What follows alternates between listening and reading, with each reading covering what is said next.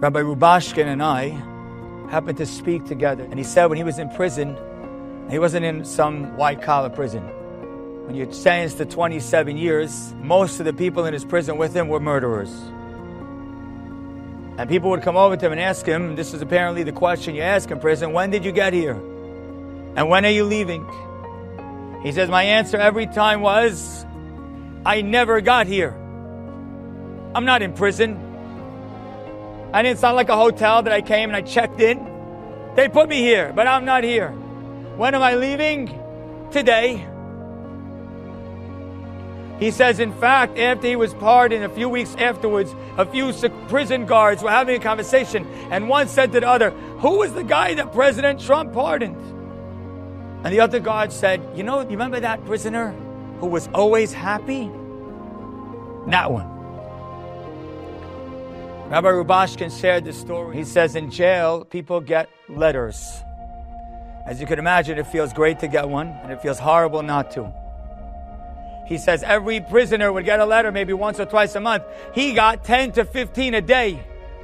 And they would announce it, because the way they would give you the mail is they would say, everyone in the prison apparently had a nickname. They would say, okay, blood, here's your letter. Crime, here's your letter. Dead man, here's your letter. He says, and my nickname was Rabbi. And I'd come up and I'd get a whole stack.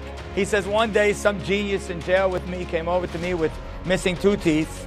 And he says, hey, Rabbi, you're taking our mail. He says, what? You're taking our mail. He says, how could I take your mail? I said, well, look, none of us have mail and you have mail. It must be you took all of our mail. He says, can you see? The name on the front is me. Is your name Shalom Mordechai Rubashkin? He says the man still didn't get it. So he finally opened up one of the pieces of mail and the letter was written in Yiddish. So he hands it to the man. He says, Mr. Blood, can you read this? He says, it's obviously not your mail. The man says, okay, I guess not. He says, and then when the man walked away, he says, I learned an incredible lesson. No one could get anyone else's mail. No one could get anyone else's life. I have the exact, precise life that is addressed and written for me. And he continued to be happy. In fact, he says that at 8 years in, he got a letter to his cell that said, your last appeal was rejected. You're never coming out till 27 years. He says his shoulders sagged.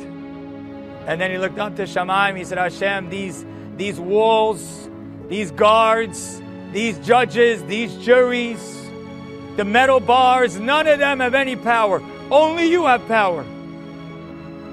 The next day, a guard comes and opens up his cell and says, Rubashkin, get out.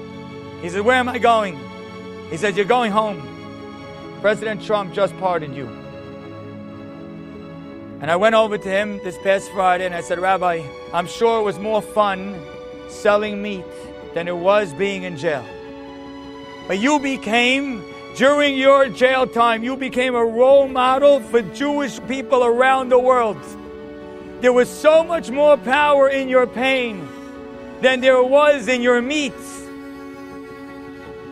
When you feel weak, when you feel like you're brought to your knees, when you feel like you're staring your kryptonite in the eyes and you don't know what to do, this is your moment. This is your time. This is your opportunity to say, here's where heaven and earth connect. Here's where I become close to God and nothing's in between.